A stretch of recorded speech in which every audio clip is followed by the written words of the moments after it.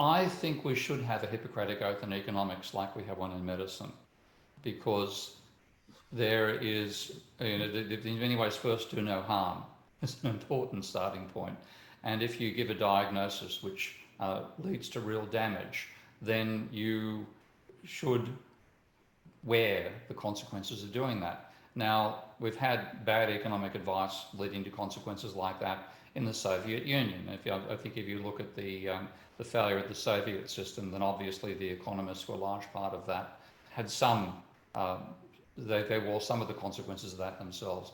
But in the market system, on the capitalist side, nobody's worn any consequences yet for being badly wrong about the economy. For example, we gave Nobel Prizes to Sharpe and the developers of the efficient markets hypothesis. Now, the efficient markets hypothesis was based on the argument, based on the model of a single investor with perfect foresight of the future, having access to a riskless asset, and risky assets, meaning assets with a mean and standard deviation of more than zero for their returns over time. So basically shares and then bonds, and then working out that this agent would choose a combination between the risky assets and the non-risky assets, depending on their risk aversion, to maximize their returns. And as inadequate as it was a reasonable model of a single individual have their expectations about the future. Now, how did he get to the stage of having a model of the entire market? He assumed all investors agree on the prospects for all shares. That was a crucial assumption in the model. So where there are no bulls, there are no bears.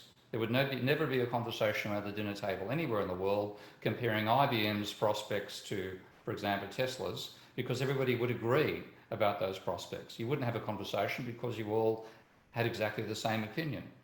Now, that violently disagrees with the real world. And Sharpe himself, in a later paper, admitted that if he dropped this assumption that we all have exactly the same expectations about the future, quoting Sharpe, the theory is in a shambles.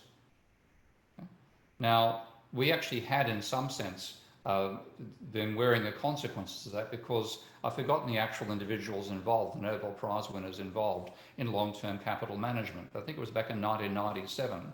They made a series of extremely levered bets. I think they were backed by less than $5 billion. They had $1.2 trillion under management.